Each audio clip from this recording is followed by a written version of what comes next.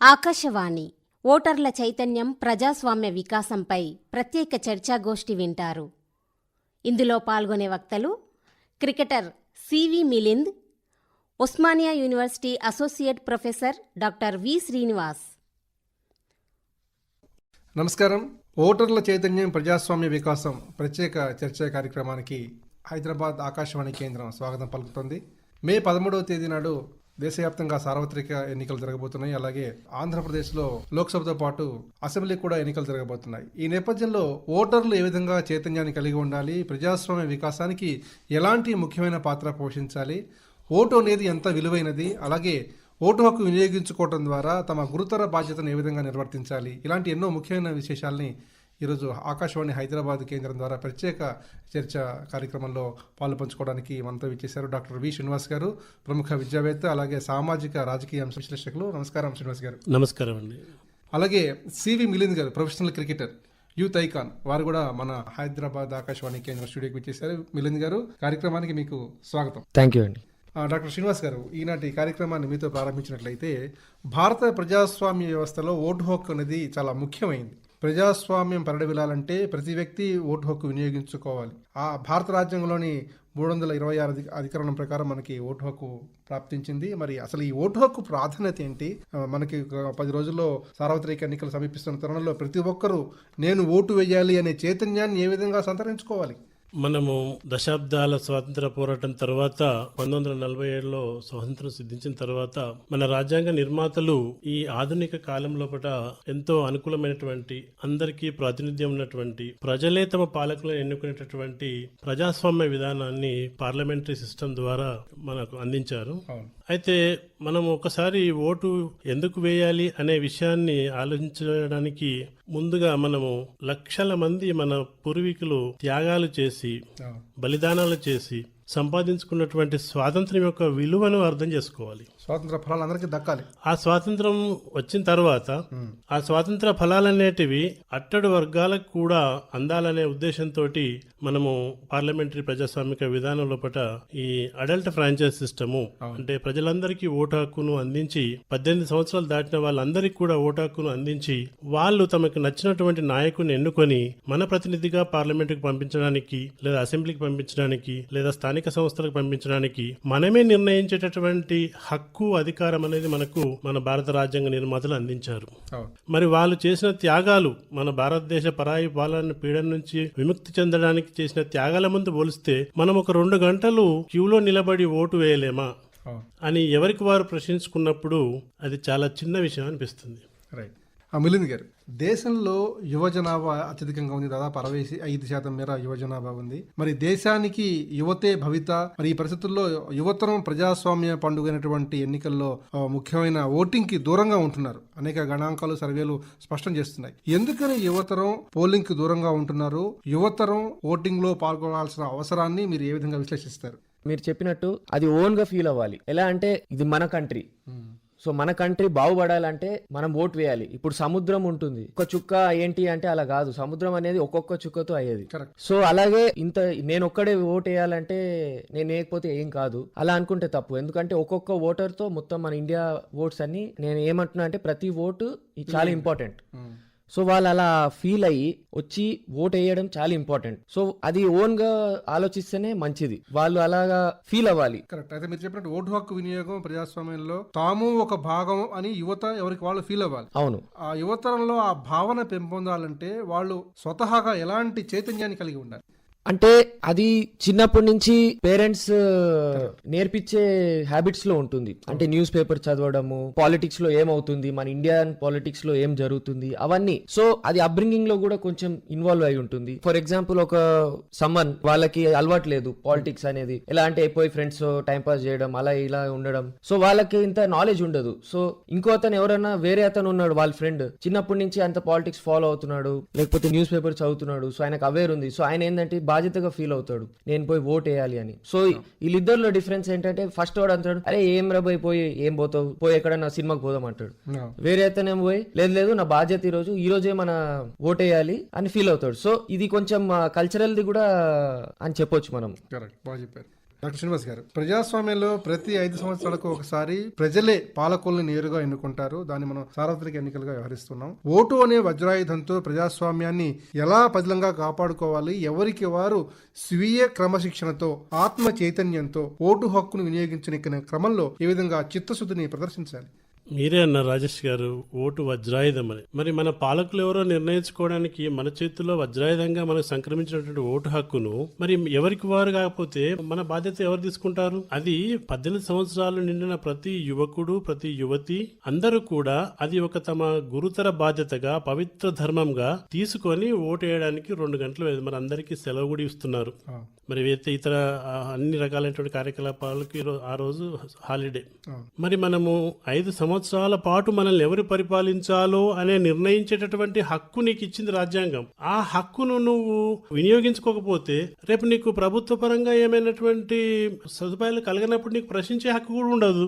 ఇప్పుడు నువ్వు drawing రూమ్లలో వాటిగా friends తో చిట్చాట్ చేసుకుంటూ, అరే ఈ రాజకీయ నాయకుడు అట్లా ఉన్నారా, ఈ రాజకీయ నాయకుడు ఇట్లా ఉన్నారా, ఈ రోడ్లు సరిగా బాగాలేవు, ఈ మన భారతదేశం వెనుకబడిపోతుంది, మన భారతదేశం పేరు సరిగా ప్రపంచంలో ప్రఖ్యాతి చెందడం లేదు అని ఉట్టిగా డ్రాయింగ్ రూమ్ లో నువ్వు 5 సంవత్సరాల పాటు డిస్కస్ చేసుకుని ఏం లాభం? పొద్దునే వెళ్తే మీకు 15-20 నిమిషాల్లో ఓటు వేసి రావచ్చు. 10-15 నిమిషాలు ఓటు వేయడానికి నీకు మీ దగ్గరనే మళ్ళీ కిలోమీటర్ లోపలనే ఉంటుంది మీ పోలింగ్ స్టేషన్ కూడా. 10-15 నిమిషాలు కేటాయించి నీకు ఓటేసేటటువంటి బాధ్యతనే లేనటువంటి మనిషికి రేపు మీ మెంబర్ ఆఫ్ పార్లమెంట్ ప్రశ్నించే హక్కు ఏమొస్తుంది? నీకు శాసనసభ్యుని ప్రశ్నించే హక్కు ఏమొస్తుంది? రేపు నీకు ఉద్యోగ అవకాశాలు లేవని ప్రశ్నించే హక్కు ఏమొస్తుంది? నువ్వు నీ ఓటు హక్కుని వినియోగించకుండా ప్రశ్నించే హక్కును కూడా కోల్పోతున్నావు కదా.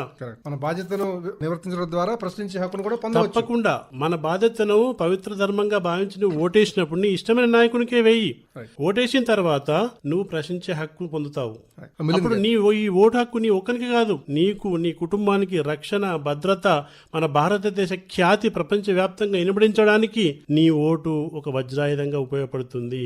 మరి నువ్వు ఓటు వేసి 5 ఏళ్ల పాటు నువ్వు ఈ జరగబోయేటటువంటి ప్రజా పరిపాలనలో భాగస్వామి అవుతావా, లేకపోతే ఓటు వేయకుండా నిర్లక్ష్యంగా వ్యవహరించి నీ బాధ్యతను మరిచి నీ దేశం పట్ల ఏమి ప్రేమ, అభిమానము లేకుండా నువ్వు ఒక చేతగాని వ్యక్తిగా మిగిలిపోతావా? నిర్ణయించుకోవాలి. రైట్. మిలింద్ గారు, ఓటు హక్కు వినియోగించుకోవాలంటే యువతరానికి సంబంధించి ముందుగా ఓటర్లుగా నమోదు చేసుకునే ప్రాసెస్ ఒకటి ఉంటుంది. అయితే ఆన్లైన్ ద్వారా కూడా ప్రభుత్వం అలాగే ఎన్నికల సంఘం దీనికి సంబంధించిన వెసులుబాటు కనిపించింది. అయితే ఓటర్లుగా నమోదు చేసుకునే విషయంలో యూత్ ఎలాంటి చొరవ చూపిస్తున్నారు? యాక్చువల్లీ చాలా ప్రోగ్రెస్ చూపిస్తున్నారు యూత్. ఈసారి 10 lakh మంది ఓటింగ్ లో యాడ్ అయ్యారు. సో అది చాలా మంచిది. అంటే దీని అర్థం ఏంటంటే యూత్ అందరూ కొంచెం సీరియస్ గా తీసుకుంటున్నారు. కానీ మన ఇండియాలో ఇంకా చాలా కోట్ల మంది ఉన్నారు. సో దాన్ని పోల్చుకుంటే ఇది చాలా తక్కువ రేషియో అని చెప్పొచ్చు. సో ఇంకా మీరు అర్థం చేసుకోవాలంటే మన ఇండిపెండెన్స్ వచ్చి 76 years అవుతుంది. సో కంపేర్ టు వేరే కంట్రీస్ వాళ్ళకి 300 years 200 years లాగా ఉంది. So we are still evolving. So మనకు కూడా చేంజ్ వస్తుంది. కానీ ఇది చాలా మంచి సైన్ అని చెప్పొచ్చు. 10 లక్షలు ఓటింగ్ కి యాడ్ అయ్యారు. అయితే కొన్ని దేశాల్లో ఎన్నికల్లో తప్పనిసరిగా ఓటింగ్ హక్కును వినియోగించుకోవాలనే నిర్బంధమైనటువంటి ఓటింగ్ సరళి అమల్లో ఉంది. అయితే మన దేశంలో కూడా నిర్బంధంగా ఓటు హక్కు వినియోగించుకుని తీరాలనే విధానాన్ని ప్రవేశపెట్టాలని కొందరు సూచిస్తున్నారు. అయితే ఇది ఎంతవరకు సాధ్యమవుతుంది? మన విస్తృతమైన మన దేశంలో ఇది సాధ్యమయ్యే అవకాశం కనిపిస్తోందా? దీనివల్ల ప్రతికూలతలేంటి, అనుకూలతలేంటి? ఇది కంపల్సరీగా చేయాలి. ఎందుకంటే అప్పుడే వాళ్ళలో కలుగుతుంది. అంటే ఇప్పుడు మీరు ఓటు వేసినా వేయకపోయినా మీకు బెనిఫిట్స్ వస్తున్నాయి కదా. గవర్నమెంట్ లేకపోతే ఎవరైనా పవర్ లో వచ్చే వాళ్ళు బెనిఫిట్స్ ఇస్తారు. సో దానికి ఓట్ వేయకపోతే మీరు you should not be responsible for that. మీకు బెనిఫిట్స్ కూడా రావద్దు. అయితే ప్రభుత్వాల నుంచి రకరకాల సదుపాయాలు పొందుతున్నారు. అవును. Ration card, driving licence, Aadhaar card, PAN card, ఇవన్నీ కూడా ప్రభుత్వం నుంచి వాళ్ళకి గుర్తింపు లభిస్తోంది. అయితే ఓటు వినియోగించుకోకపోతే వీటిని బ్లాక్ చేస్తాము, వీటిని రద్దు చేస్తాము, దీనివల్ల కొంత అయినా ఓటింగ్ పెరిగే అవకాశం ఉందనే ప్రతిపాదన కొంతమంది ముందుకు తీసుకొస్తున్నారు. ఇది ఎంతవరకు సమంజసం అంటారు? ఇది కంపల్సరీగా చేయాలి. ఇది ఇప్పుడు మన కంట్రీ ఎలా అంటే చాలా మంది లేట్ బ్యాక్ ఉంటారు. సో మన కంట్రీకి చెందిన ఈ రూల్ చాలా మంచిది. అలా చేస్తేనే వాళ్ళకి రియలైజేషన్ వస్తుంది. తప్పనిసరిగా ఓటు వేయాలి అనేటువంటి ఒక చైతన్యం అప్పటికైనా వాళ్ళలో వచ్చే అవకాశం ఉందండి. ఎస్. రైట్. డాక్టర్ శ్రీనివాస్ గారు, ఎన్నికల సందర్భంలో ప్రచారానికి రాజకీయ పార్టీలు ఎంతో ప్రాధాన్యాన్ని ఇస్తాయి. అలాంటి ప్రాధాన్యాన్ని ఓటర్లు విరివిగా తమ ఓటు హక్కు వినియోగించుకోవాలి, తప్పనిసరిగా మీరు ఓటు వేయాలి అని వాళ్ళని ఎందుకని చైతన్యం పరచలేకపోతున్నాయి? ఎందుకని వాళ్ళలో ఒక జాగృతిని కల్పించలేకపోతున్నాయి? మంచి ప్రశ్న అడిగారు రాజేష్ గారు, నిజానికి రాజకీయ నాయకులు ఓటర్లలో కూడా వాళ్ళని మోటివేట్ చేస్తారు పోలింగ్ బూత్ కి వెళ్ళి ఓటేయడానికి. అయితే ఆసక్తికరమైన విషయం ఏంటంటే ఎక్కువగా చదువుకున్నటువంటి రోజు కూలి పని చేసుకున్నటువంటి ఈ కార్మికులు నిరక్షరాస్యులు ఓటు వేయడానికి ఆసక్తి చూపిస్తున్నారు. కానీ చదువుకున్న యువతనే తమ బాధ్యతను మరిచి పోలింగ్ బూత్ కి వెళ్ళి ఓటు వేయడాన్ని బరువుగా భావిస్తున్నారు. అయితే ఇక్కడ ఏంటంటే మనకి ఏమర్థమవుతుంది, నిరక్షరాస్యులను మనము మంచి మాట చెప్తే వాళ్ళు ఫాలో అవుతున్నారు, కానీ చదువుకున్న వాళ్ళు అనుకున్న వాళ్ళు మీరు మాకు చెప్పేది ఏంటి అనేటటువంటి ఒక నిర్లక్ష్య ధోరణి వహించి చాలా మంది యువత ఆ రోజు ఏదో సినిమాకి వెళ్ళడమో ఏదో ఫంక్షన్ కి వెళ్ళడమో లేదా ఎంజాయ్ చేయడానికి అవుటింగ్ వెళ్ళడం చేస్తున్నారు. కానీ ఆ ఒక్క రోజు నువ్వు ఒక 2 గంటలు కేటాయించి ఓటేయకపోవడం వల్ల నువ్వు ఈ పరిపాలనా సౌలభ్యాల లోపల నువ్వు భాగస్వామి కాలేకపోతున్నావు కదా. రాజకీయ నాయకులు చెప్పని అనుకోకండి, చెప్తారు అందరు రండి ఓటేయడానికి, కావాలంటే వాళ్ళందరూ కూడా ఇంకా ఇల్లు తిరుగుతారు, రవాణా సదుపాయాలు కూడా పెడతారు, దాన్ని కూడా బతికిస్తున్నారు. మరి ఆ యువత గాని నిజానికి ఓల్డ్ ఏజ్ పీపుల్ వృద్ధులు వాళ్ళకి తెలుసు స్వాతంత్ర పోరాటంలో లక్షల మంది తమ ప్రాణాలను త్యాగం చేసి స్వాతంత్ర సిద్ధింపజేసి మనకు ఈ రోజు స్వేచ్ఛ వాయువులు పిలుస్తున్నామంటే వాళ్ళకి ఆ బాధ్యత తెలుసు ఓల్డ్ ఏజ్ పీపుల్ కి. ఈ యువత అందులో పార్టిసిపేట్ కాలేదు కాబట్టి వాళ్ళకి బాధ్యత మర్చి తిరుగుతున్నారు. అంటే హాలిడేను ఒక ఎంజాయ్మెంట్ గా మార్చుకుంటున్నారు. కానీ ఈ 5 సంవత్సరాల పాటు మాకు అన్ని సదుపాయాలు కల్పించే ఒక ప్రభుత్వాన్ని ఎన్నుకుంటున్నాం అనేటటువంటి ఒక రియలైజేషన్ అనేది ఎవరికి వాళ్ళకు రావాలి. రాజేష్ గారు, ఇప్పుడు మీరు నేను ఎంత చెప్పినా కూడా అప్పుడే మందమే, మీకు తెలిసింది ఎప్పటికీ. నువ్వు చదువుకున్న యువతవు చదువుకున్న వాళ్ళే ఓటింగ్ దూరంగా ఉంటే మన భారతదేశంలో 65% ఉన్న యువత తలుచుకుంటే ప్రపంచాన్నే మార్చగలరు. మరి ఒక చిన్న ఓటు వేయడానికి ఎందుకు నువ్వు నిర్లక్ష్యం చూపిస్తున్నావు? అది నీ బాధ్యత రాహిత్యం కాదా? నీ నిర్లక్ష్యం వల్ల నువ్వే కాదు నీ కుటుంబం కూడా ప్రభావితం అవుతుంది, నీ ప్రాంతం కూడా ప్రభావితం అవుతుంది. మిలింద్ గారు, గత గణాంకాలను మనం ఒకసారి పరిశీలించినట్టయితే గ్రేటర్ హైదరాబాద్ పరిధిలో ఉండే అసెంబ్లీ స్థానాల్లో పార్లమెంట్ స్థానాల్లో 40 నుంచి 50% మాత్రమే పోలింగ్ శాతం పరిమితం అవుతోంది. అదే గ్రామాల్లో చూసినట్లయితే దాదాపుగా 70 నుంచి 90% వరకు పోలింగ్ శాతం నమోదవుతోంది. ఎందుకని ఈ పరిస్థితి? విద్యావంతులు, చదువుకున్న వాళ్ళు, ఉద్యోగస్తులు అత్యధికంగా ఉండే పట్టణ నగర ప్రాంతాల్లో 40 నుంచి 50% నమోదవుతుంటే ఏ నిరక్షరాస్యులు కేవలం రెక్కాడితే గానీ డొక్కాడని పరిస్థితి ఉన్న వాళ్ళు ఉన్న ప్రదేశాల్లో దాదాపు 70 నుంచి 90% మేర పోలింగ్ నమోదవుతోంది. ఇది ఈ వ్యత్యాసం ఎట్లా చూడాలి? దీన్ని బట్టి అర్థం ఏంటంటే బేసిక్ గా గ్రేటర్ హైదరాబాద్ లో మీరు చెప్పినట్టు చాలా డిసప్పాయింటింగ్. అంటే చాలా 40% అంటే చదువుకున్న వాళ్ళకి ఎక్కువ అవేర్నెస్ ఉండాలి వెళ్ళి ఓట్ వేయాలని. సో నాకేమనిపిస్తుంది అంటే వాళ్ళు హాలిడే ఇచ్చినట్టు ఏదైనా ఫంక్షన్ పోవడమో లేకపోతే ఏదైనా వేరే పనులు చేసుకోవడమో పర్సనల్ గానీ ఒక్కడనే ఓటైపోతే ఏమవుతుందిలే అనే భావన ఎవరికి వారికి ఒక నిర్లక్ష్య వైఖరి ప్రధానంగా యువతలో ఉందనేటువంటి భావన ఉంది. అది నిజమా కాదా? నిజం. అంటే వాళ్ళు కొంచెం లేజినెస్ తో కూడా ఏం వెళ్తాం ఓటు, నేను ఒక్కడు ఓటేకపోతే ఏం కాదు అని. కానీ నన్ను అడిగితే ప్రతి ఫ్యామిలీ ఇప్పుడు అది సేమ్ ఫ్యామిలీ ఆ రోజు హాలిడే అంటే అవుటింగ్కి వెళ్తారు, అందరూ 5 ఓటేసి వస్తే అది ఒక అవుటింగ్ లాగా అయిపోతుంది. కరెక్ట్. ఇప్పుడు మిలింద్ గారు చెప్పిన దానికి చిన్న అనుబంధమైనటువంటి సమాధానము, ఆ అవుటింగ్ ఏదో ఓటేసినాక వెళ్ళిపోండి అంతే. పొద్దున 9 గంటలకల్లా ఓటు చేసుకుని మీరు ఎక్కడికైనా వెళ్ళిపోండి, మీ ఇష్టము. మళ్ళీ ఇంకొకటి, నా ఒక్క ఓటు వేయకపోతే ఏమైతుందిలే అంటే ఎంత హాస్యాస్పదము. ఒక్క ఓటుతో పివి నరసింహ గారి గవర్నమెంట్ పడిపోయింది, ఒక్క ఓటుతో గెలిచింది. అలాగే ఒక్క ఓటుతో వాజ్పేయి గారి గవర్నమెంట్ కూడా పడిపోయింది. ఒక్క ఓటుతో ఎంతో మంది ఎమ్మెల్యేలు గెలిచారు.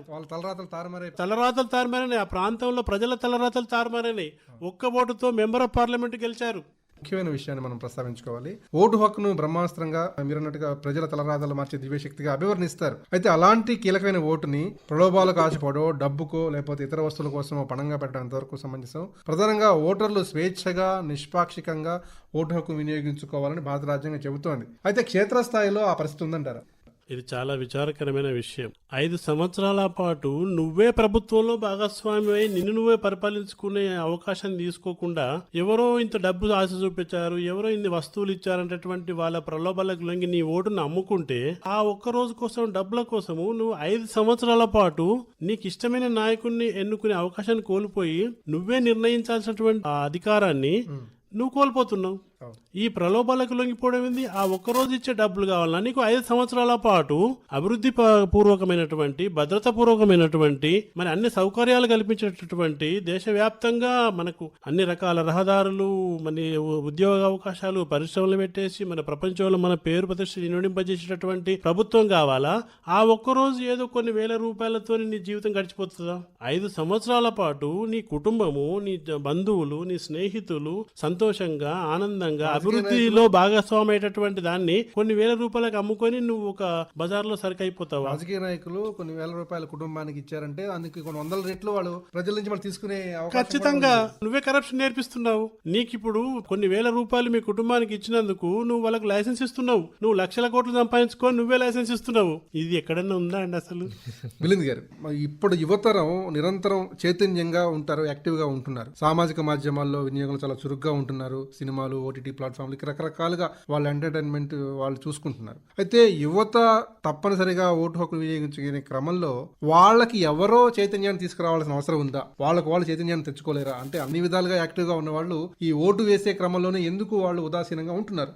అది అప్బ్రింగింగ్ లో ఉంటుంది. సో అది ఓన్ గా రావాలి. యాక్చువల్ గా చిన్నప్పటి నుంచి వాళ్ళు కొంచెం అవేర్ ఉండి అలా ఉంటే వాళ్ళకి ఓటింగ్ మీద ఇంట్రెస్ట్ వస్తుంది. 18 సంవత్సరాలు నిండాక ఓటు హక్కు వస్తుంది అనేది మనం గమనించిన విషయము. అయితే ముఖ్యంగా కాలేజీలు, యూనివర్సిటీలు ప్రతి వ్యక్తి, ప్రతి యువత, ప్రతి అమ్మాయి, ప్రతి అబ్బాయి 18 సంవత్సరాలు నిండిన తర్వాత ఓటు వినియోగించుకోవాలి అని కాలేజీ స్థాయిలో నేర్పించాల్సిన అవసరం ఏదైనా కనిపిస్తోందా? ఈ పాయింట్ ఆఫ్ టైమ్ లో నాకు అనిపిస్తుంది అంటే నేర్పియాలి. ఎందుకంటే అవేర్నెస్ పెరుగుతుంది అప్పుడు. సో నేను చెప్పినట్టు వాళ్ళు అవేర్ లేరు. సో ఇప్పుడు అవేర్నెస్ ఇట్లానే చేస్తుంటే వాళ్ళకు ఇంట్లో ఏం నేర్చుకున్నా నేర్చుకోకపోయినా కాలేజ్ రెస్పాన్సిబిలిటీ వాళ్ళకి ఇలాంటి మంచి విషయాలు చెప్తే వాళ్ళు పోయి ఓటు వేయడానికి. రైట్. డాక్టర్ శ్రీనివాస్ గారు, ప్రభుత్వాల ఆదేశాల వల్లనో ఎలక్షన్ కమిషన్ ప్రచారం వల్లనో పోలింగ్ శాతం పెరగాలంటే మాత్రం అసాధ్యం. ఎవరికి వారు చైతన్యవంతమై నా ఓటు, నా హక్కు, నా బాధ్యత, నా దేశం అనేటువంటి భావన కలిగి ఉంటేనే ఓటింగ్ శాతం పెరుగుతుంది. ఈ రకమైనటువంటి భావనను ఎవరు కలిగించాలి? వాళ్ళకు వాళ్ళు స్వీయంగా పొందాలంటారా, లేకపోతే ప్రభుత్వాలు కానీ స్వచ్ఛంద సంస్థలు కానీ కల్పించాలా? నిజానికి ఇది ప్రతి ఓటరు ఎంతో ఆసక్తితో తనకు 18 ఏళ్ళు నిండిన తర్వాత ఓటు నమోదు చేసుకుంటాడు. అది ఒక ఓటర్ ఐడి కార్డు అనేది నీ యొక్క అస్తిత్వం, నీ యొక్క ఐడెంటిటీ, ఒక ఉనికి, గుర్తింపు, ఒక ఉనికి. నిన్ను పరిపాలించే ప్రభుత్వాన్ని ఎంచుకోవడానికి నువ్వే రారాజు. అది ఒకటే ఎంతో ఆత్మసంతృప్తి కల్పిస్తుంది. ఇక రెండవ వ్యక్తులు ఎవరైతే ఓటుకు వేయడాన్ని బద్దకిస్తున్నారో వాళ్ళ తల్లిదండ్రులు వాళ్ళని దారిలో పెట్టాలండి. తల్లిదండ్రులు, ఎందుకంటే తల్లిదండ్రులకు తెలుసు ఒక్క ఓటు వేయకపోతే మన తలరాత్రి తారుమారైతే అని తెలుసు. అందుకని ఆ పిల్లవాడిని, ఓటకు వచ్చిన పిల్లవాడిని ఖచ్చితంగా ఎవరైనా బయటకు వెళ్తున్నా అంటే ఫ్రెండ్స్ తో బయటకు వెళ్తున్నా, నువ్వు ఫస్ట్ ఓటేసినోని కావాలి, తర్వాత నువ్వు ఎట్టున్నావో మనం అందరం కలిసి ఓటేద్దాంపా అని తీసుకెళ్ళాలి. ఇప్పుడు ఏమున్నదండి అక్కడ ఓటర్ ఐడి కార్డుకి చాలా మంది ఇప్పుడు ఓటర్ స్లిప్లు రాజకీయ నాయకులు వాళ్ళు ఇస్తున్నారు, మన జిహెచ్ఎంసీ వాళ్ళు కూడా ఇస్తున్నారు, మన స్థానిక సంస్థలు కూడా అన్ని ఇస్తున్నాయి. ఏది ఓటర్ స్లిప్లు ఇంటింటికి వెళ్ళి పంచుతున్నారు. ఒకవేళ పంచకుండా నువ్వు జస్ట్ ఇది ఉందండి ఓటర్, ఇక్కడ మనకు యాప్ ఉంది, నేను ఆల్రెడీ ఎప్పుడూ డౌన్లోడ్ చేసుకున్నాను, ఓటర్ హెల్ప్ లైన్ అనేటటువంటి యాప్ ని మొబైల్ ఫోన్ వేసుకో. వాళ్ళు ఓటర్ స్లిప్ ఒకటి తీసుకోవాలి, 11 రకాల ఐడి కార్డులలో ఏదైనా ఒకటి తీసుకపో. నీకు పాస్పోర్ట్ ఉంటే పాస్పోర్ట్ పట్టుకపో original, driving licence driving licence, service identity card, government employee అయితే సర్వీస్ ఐడెంటిటీ కార్డు, మరి పాస్బుక్, పాస్పోర్ట్, మన బ్యాంక్ పాస్బుక్ ఫస్ట్ పేజ్ లో ఫోటోతో సహా ఉంటుంది, అది పట్టుకపో. లేదంటే పాన్ కార్డు పట్టుకపో, smart card, NPR national population register ఇచ్చిన స్మార్ట్ కార్డు అని పట్టుకపో. మరి పేదవాళ్ళు అయితే ఎవరైనా చదువుకునే వాళ్ళైతే ఎంనరేగా జాబ్ కార్డు కూడా పట్టుకెళ్ళచ్చు ఐడి కార్డుగా. అలాగే హెల్త్ ఇన్సూరెన్స్ స్మార్ట్ కార్డు పట్టుకెళ్ళచ్చు. మనకు కార్మిక శాఖ ఇచ్చినటువంటి హెల్త్ ఇన్సూరెన్స్ కార్డు ఐడి కార్డుగా పట్టుకోవచ్చు. అలాగే పెన్షన్ వాళ్ళైతే పెన్షన్ డాక్యుమెంట్ కూడా తీసుకెళ్లొచ్చు. లేదంటే మన member of parliament, member of legislative assemblies, ఎమ్మెల్సీలు వాళ్ళకు ఉన్నటువంటి ఐడి కార్డు అని తీసుకెళ్లొచ్చు. ఆధార్ కార్డు తీసుకెళ్ళు ఒరిజినల్ గా, ఏదో ఒకటి ఐడి కార్డు తీసుకెళ్లి, గుర్తింపు కార్డు తీసుకెళ్లి నువ్వు దర్జాగా రాజులాగా నీ రాజ్యాన్ని నిర్మించుకునేటటువంటి బాధ్యతతోటి ఈ ఏదైనా ఈ 11 కార్డులలో ఏదైనా ఒక ఐడి కార్డు తీసుకుని ఒరిజినల్ పట్టుకొని ఓటర్ స్లిప్ పట్టుకొని లైన్ లో నిలబడితే 10-15 నిమిషాలు అవుతుంది. నేను ఆల్రెడీ అసిస్టెంట్ ప్రిసైడింగ్ ఆఫీసర్ గా పనిచేసి ఆ అనుభవం చెప్తున్నాను. పొద్దున 8-8:30 లోపల కనుక పోతే నీకు 5 నిమిషాలలో ఓటింగ్ అయిపోతుంది. లేదు మధ్యాహ్నం భోజనం చేసి అర్జెంట్ పని ఉంది అనుకుందాం. ఈ మధ్యన ఒక పేపర్లో చూశానండి రాజేష్ గారు, పెళ్లి కూతురు పెళ్లి అయిన తర్వాత వెంటనే మిగతా కార్యక్రమాలు పక్కన పెట్టి ఓటేయడానికి పోలింగ్ బూత్ వచ్చింది మధ్యప్రదేశ్ లో. ఆసుపత్రుల్లో చికిత్స స్ట్రెచ్చర్ మీద వచ్చి ఓటేసిపోయినారు, వీల్ చైర్ల మీద వచ్చి ఓటేసిపోతున్నారు. నువ్వు యువకుడివే, వివేకానంద స్వామి చెప్పినట్టు ఇనుప కండరాలు, ఉక్కు నరాలు ఉన్నటువంటి యువకునివే ఒక 1/2 కిలోమీటర్ దూరంలో ఉన్న పోలింగ్ బూత్ కు వెళ్లి 15-20 నిమిషాలు నిలబడి ఓటు వేయలేవా? నీకు అసలు ఏమన్నా హక్కు ఉందా నువ్వు దేశాన్ని గురించి ప్రశ్నించడానికి? మిలింద్ గారు, ఓటు హక్కు వినియోగించుకున్న తర్వాత మన చూపుడు వేల మీద పెట్టే ఇంకును కనుక ఆ కార్యాలయాల్లో చూపించినట్లయితే వారికి కొన్ని ప్రోత్సాహం ప్రోత్సాహకాలు కూడా ఇచ్చిన కంపెనీలు కొన్ని మన దృష్టాంతాలు కూడా ఉన్నాయి. అంటే కార్యాలయాల్లో ఓటు వేశాను నేను అని చూపించడం ద్వారా వాళ్ళకు ప్రత్యేకంగా గిఫ్ట్లు కూడా యాజమాన్యం అందించిన సందర్భాలు కూడా ఉన్నాయి. అలా యువతరాన్ని కొన్ని కంపెనీలు కొన్ని సంస్థలు ప్రోత్సహిస్తున్నాయి. ఇంకా ఎలాంటి వినూత్నమైన ఆలోచనలతో ప్రోత్సహించడం ద్వారా యువతరం కనీసం ఓటు హక్కుకు వినియోగించుకునే అవకాశం కనిపిస్తుందంటారు? అంటే దీని ఒక మంచి పరిణామంగా పరిగణించాలి, దీన్ని ఇంకా ముందుకు తీసుకెళ్లాల్సిన అవసరం ఉందంటారా? అవును, మీరు చెప్పినట్టు ఇది ఇలాగే కొంచెం ఇన్సెంటివ్ గా ఇస్తే యూత్ కి చాలా మంచిది. వాళ్ళు వచ్చి ఓటు వేయడానికి ఇది ఒక మంచి ఇన్సెంటివ్. అదే చాలా వాళ్ళు ఆ రోజు పోలింగ్ తర్వాత నేను ఓటు వేశాను అని ఒక పెద్ద పోస్టర్ తయారు చేసి చూపించడం ద్వారా వేరే వాళ్ళు కూడా స్ఫూర్తిని కలిగిస్తున్నారు. ఎస్, డెఫినెట్ గా. అంటే వాళ్ళు ఇది ఒక చైన్ రియాక్షన్ లా చెప్పొచ్చు. అంటే ఒకరు ఇట్లా చేసి చూపించారంటే పక్కన వాళ్ళు కూడా అరే నేను కూడా వెళ్ళి ఓటేసాను అని ఇలా స్ప్రెడ్ అవ్వాలి. సో అది మంచి అవేర్నెస్ పాయింట్ ఆఫ్ వ్యూ. అది రైట్. తోటి స్నేహితులు అందరినీ కలుపుకొని పోలింగ్ బూత్ వెళ్ళాలండి. మిలింద్ గారు మీరు చెప్తుందంటే యువత అంతా కూడా అరే ఇవల్ల ఓటు మనం ఖచ్చితంగా వేయాలి, మనం మునగాలం అనిపించుకోవాలి, మన ఇష్టమైన నాయకునికే ఓటేద్దాం, కానీ అందరం కలిసి ఓటేద్దాం ఫస్ట్. అలా అందరు ఫ్రెండ్స్ అందరూ లైన్ లో ఉంటే కూడా కాలక్షేపం అయిపోతుంది. ఆ లైన్ లోకి వస్తే వెయిట్ చేసినా కూడా. అయితే డాక్టర్ శ్రీనివాస్ గారు, ముఖ్యంగా చూసినట్లయితే ప్రజాస్వామ్యంలో ఓటు హక్కు అనేది చాలా ముఖ్యమైన బాధ్యత అని అందరూ చెప్పే మాటే. అయితే ఈ ప్రభుత్వాలు దీని కార్యక్రమంగా చేపట్టాలా, భారత ఎన్నికల సంఘం చేపట్టాలా, ఎక్కడ ఎవరు ఏ స్థాయిలో దీన్ని విస్తృతంగా ప్రచారం చేయడం ద్వారా గణనీయంగా ఓటు హక్కును వినియోగించుకునే అవకాశం ఉంది, ఓటింగ్ శాతాన్ని పెంచే అవకాశం ఉంది. అయితే ఇప్పటికే భారత ఎన్నికల సంఘం దీనికి సంబంధించి ఓటు హక్కును వినియోగించుకునే క్రమంలో, పోలింగ్ శాతాన్ని పెంచే క్రమంలో రకరకాల కార్యక్రమాలు అమలు చేస్తోంది. అసలు వీటి పట్ల ప్రజలకు ఎంత వరకు అవగాహన ఉందంటారు? నిజానికి భారత ఎన్నికల సంఘము అందరూ ఓటేయడానికి ఎన్ని ఏర్పాట్లు అన్ని ఏర్పాట్లు చేస్తుంది. ముసలి వాళ్లకు, పోలియో ఎఫెక్టెడ్ వాళ్లకు పోలింగ్ స్టేషన్ రావడానికి ర్యాంపులు కూడా పెట్టారు, వీల్ చైర్లు అందుబాటులో పెట్టారు, మంచినీళ్లు పెట్టారు, ఇంకా ఓఆర్ఎస్ ప్యాకెట్లు అక్కడ అందుబాటులో పెట్టారు, షామియానాలు పెడుతున్నారు. భారత ఎన్నికల సంఘము మన దేశంలో ఏదైనా ఖచ్చితంగా పనిచేస్తుంది, బాగా పనిచేస్తుంది అంటే భారత ఎన్నికల సంఘమే. ఎందుకు అంటే భారత ఎన్నికల సంఘం సరిగా పనిచేస్తే మంచి ప్రభుత్వం ఎన్నికైతుంది, మంచి ప్రభుత్వం ఎన్నికైతే ప్రజలందరికీ మేలు జరుగుతుంది. సో ఈ విధంగా ప్రభుత్వ సంస్థలన్నీ, ప్రతి గవర్నమెంట్ ఆఫీసు, ప్రతి స్కూలు, ప్రతి కాలేజీ, ప్రతి వాడకట్టులో ఉన్నటువంటి ప్రతి నాయకుడు ముందుగా అందరినీ ఓట్లు వేయించిన మునగాడు కావాలి. దానికోసము యువత అందరినీ పనులన్నీ పక్కన పెట్టేసి ముందు ఓటేసిన తర్వాత మిగతా పనులు అనేటటువంటి చైతన్యాన్ని ప్రతి గల్లీ నాయకుడు కూడా తమ యువత లోపల ప్రేరణ కలిగించాలి. అంతేకాకుండా ప్రతి ఎవరు కూడా నేను మనిషిగా పుట్టినప్పుడు నేను బాధ్యతగా ఉండాలి, నా దేశంలో ఆ పౌరుడిగా నేను నా బాధ్యత తీసుకోవాలి, నా ప్రభుత్వాన్ని నేనే నిర్ణయించుకోవచ్చు. ఆ బాధ్యతను కోల్పోతే నేను ఎవరిని ప్రశ్నించాలి, నాకు కష్టం వచ్చినప్పుడు, నష్టం వచ్చినప్పుడు ఎవరిని ప్రశ్నించాలి నేను అనేటటువంటి స్పృహ యువతలో ముఖ్యంగా కలగాలి, మిగతా వాళ్ళందరిలో కలగాలండి. డాక్టర్ శ్రీనివాస్ గారు చెప్పినట్టు మిలింద్ గారు, మన బాధ్యత సక్రమంగా నిర్వర్తిస్తేనే ప్రశ్నించే హక్కు మనం పొందుతాం. ఆ కీలకమైనటువంటి కాన్సెప్ట్ ను యువత ఎందుకు మిస్ అవుతున్నారు? అంటే బేసిక్ గా యువత మీరు చెప్పినట్టు చాలా క్యాజువల్ గా ఉన్నారు ఈ మధ్య. అంటే ఏమైతే నాకేంది, సో ఆ బాధ్యత అనేది తెలిస్తే అప్పుడు వాళ్ళకి అర్థమవుతుంది. ఇల్లు నడిపిస్తే అప్పుడు తెలుస్తుంది కదా. ఇప్పుడు షాప్ కి వెళ్ళి దీని రేట్ ఇంత ఉంది, లేకపోతే డీజిల్ రేట్ ఇంత ఉంది, పెట్రోల్ రేట్, ఇప్పుడు అందరు డ్రైవర్లతో పోతున్నారు. సో వాళ్ళుగా ఫీల్ అయ్యేటప్పటికి వాళ్ళు ఆల్రెడీ 30 years కి వచ్చేస్తారు. సో అది ముందు నుంచి వాళ్ళని ఇండిపెండెంట్ గా చేస్తే వాళ్ళు ఓన్ గా అప్పుడు వాళ్ళకి అర్థమవుతుంది, వ్యక్తిత్వం కూడా పెంపొందే అవకాశం ఉంది. ఎస్, వాళ్ళకు అరే ఇంత రేట్ అయిందా, అరే ఇది ఇక్కడ ఇట్లా అవుతుందా అని వాళ్ళకి లోపల నుంచి కలిగితే అప్పుడు వాళ్ళే ఓన్ గా ఇన్స్పైర్ అయ్యి అప్పుడు ఓటేస్తారు.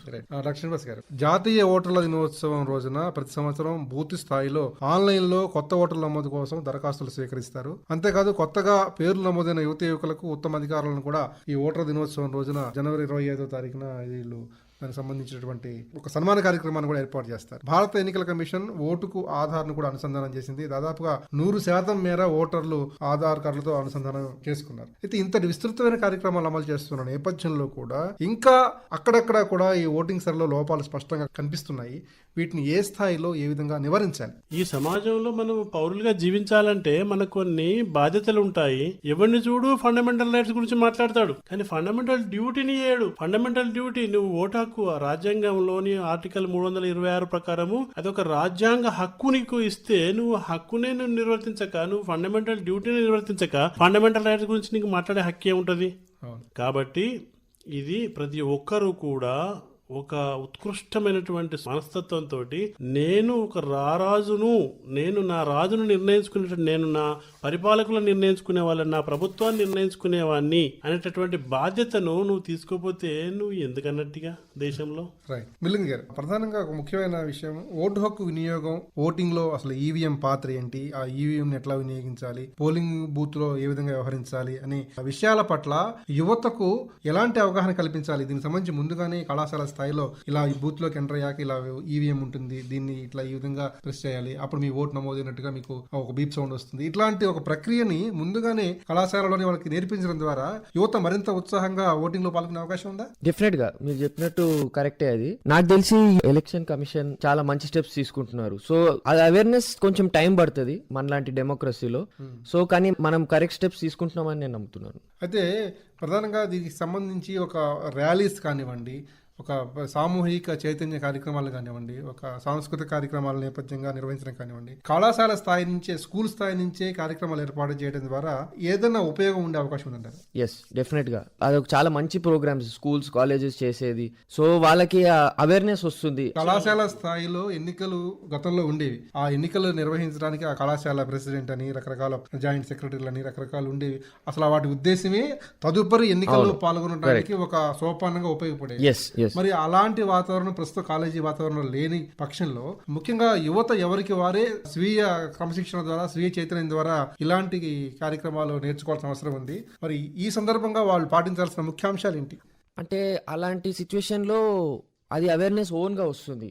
శ్రీనివాస్ గారు, ఆ ఎన్నికల ప్రక్రియలో ఓటర్ల ప్రాధాన్యత మనం ఎప్పటికీ మరవలేంది, చాలా ముఖ్యమైనది, కీలకమైందని మనం చర్చించుకుంటున్నాం. మన చర్చలో కూడా అదే అభిప్రాయం వ్యక్తం అవుతోంది. ఓటర్లను చైతన్యవంతం చేయడం కోసం నిరంతరం, కేవలం ఎలక్షన్స్ ముందే కాకుండా ఒక దీర్ఘకాలిక ప్రాతిపదికన ప్రభుత్వాలు కానివ్వండి, అలాగే భారత ఎన్నికల సంఘం కానివ్వండి, ఎలాంటి చైతన్య కార్యక్రమాలు చేపట్టాలి? తప్పకుండానండి.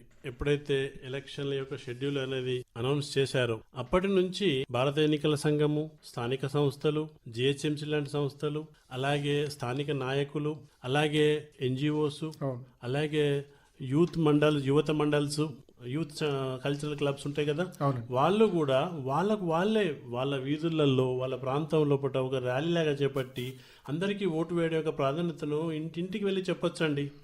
ఇప్పుడు యూత్ సర్కిల్స్ ఉంటాయి, చాలా మంది యువత చాలా మంది అసోసియేషన్ ఫామ్ చేసుకుంటారు. నిన్ను, నీ కుటుంబాన్ని, దేశాన్ని అభివృద్ధి పథంలో నడిపించేటటువంటి ఓటింగ్ అప్పుడు మరి అట్లాగే అందరు ఇల్లు తిరిగి చెప్పుకోవాలి కదా. ఓటే వజ్రాయుధం లాంటిది. ఓటు చాలా ముఖ్యమైన బాధ్యత.